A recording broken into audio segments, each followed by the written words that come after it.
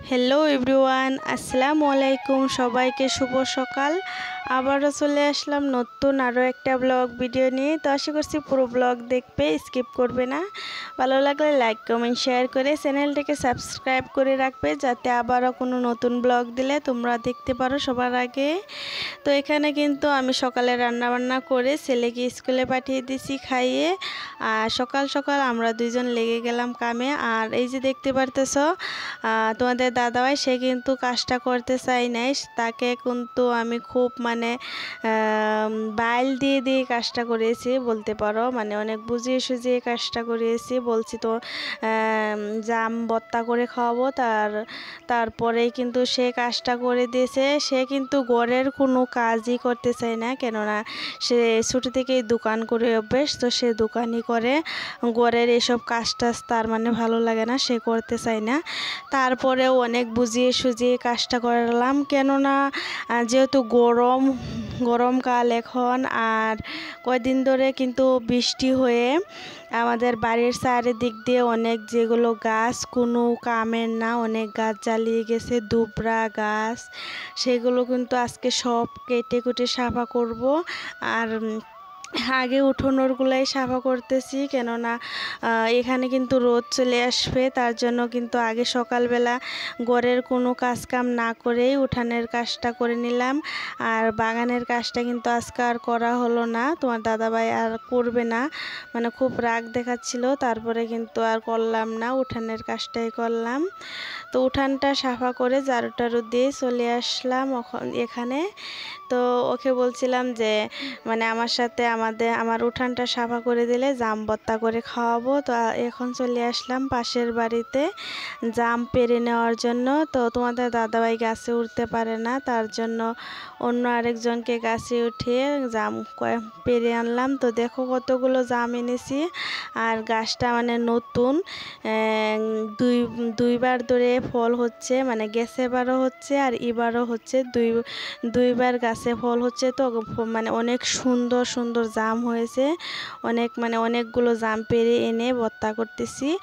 আর আজকে কিন্তু আমি জাম অনেকটাই ভর্তা করেছি, কেননা আমরা যখন জাম পাড়তেছিলাম তখনই কিন্তু অনেকগুলো অর্ডার চলে আসছিল, বলতেছিল জামের ভর্তা দিতে হবে।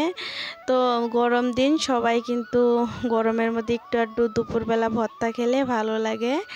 তো এখানে এই যে দেখো ডেলিভারি ম্যানও চলে আসছে, এই জন্যই হচ্ছে ডেলিভারি ম্যান। ও বাটি নিয়ে বসে আছে, দুইটা বাটি নিয়ে চলে আসছে। আমি ওর কাছে জাম ভর্তাগুলো দিয়ে দিব, ও নিয়ে গিয়ে দিয়ে আসবে, আমি আর যাব না। এই রোদের মধ্যে একে তো ঘরে অনেক কাজ করলাম, তার উপরে আবার গরম লাগতেছে, আর আমি যাব না। তার কাছে 2 বাটি পাঠিয়ে দিলাম সবাইকে দেওয়ার জন্য।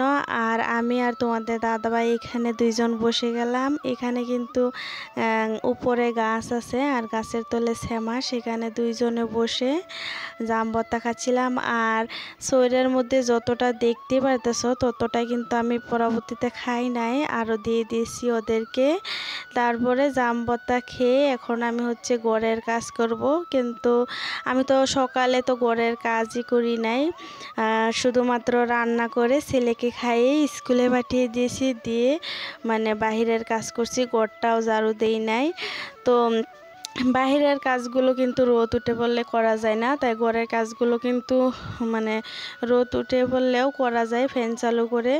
তো এখন আমি ঘরটাকে ঝাড়ু দিয়ে নিতেছি। আর তোমাদের দাদাভাই কিন্তু চলে যাবে স্কুলে ছেলেকে আনার জন্য, প্রায় টাইম হয়ে গেছে। তো সকাল 7টার মধ্যে স্কুলে চলে যায়, আবার 12টার মধ্যে ছুটি দিয়ে দেয়। তো তাই সে এখন গোসলটা করে রেডি হয়ে নিছে। আর আমি অল্প কয়টা ভাতও দিয়ে দিছি, সে খেয়ে তারপরে চলে যাবে। তো আমি এখানে তাকে বাদ দিয়ে আমি কিন্তু এখন খাবো না, আমি আমার অনেক কাজ আছে, কাজ করে তারপরেই খাবো।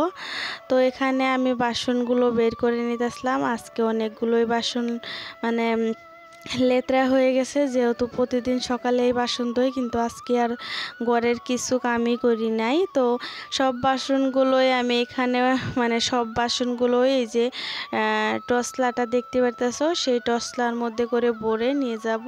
তো বাসনগুলো রেখে আসছি। আর রান্নাঘরও এখন যে রেক সেক বাটি আছে সেগুলো এখন মুছবো, কেননা এখানে কিন্তু অনেক বাসন আছে যেগুলো ডেলি ইউজই করি না, সেগুলোর মধ্যে কিন্তু দোলা পড়ে থাকে। তো সেগুলো একটু মুছে টুছে দিব, যেহেতু আমাদের কাঁচা ঘর আর ঘরের মধ্যে অনেক ধুলাবালু থাকে।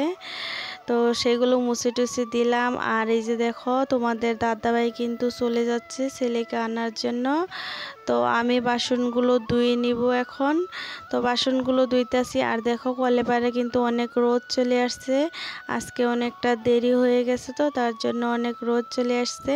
তো বাসন ধুয়ে একেবারে গোসলটা করে নিব, অনেক গরম লাগতেছে।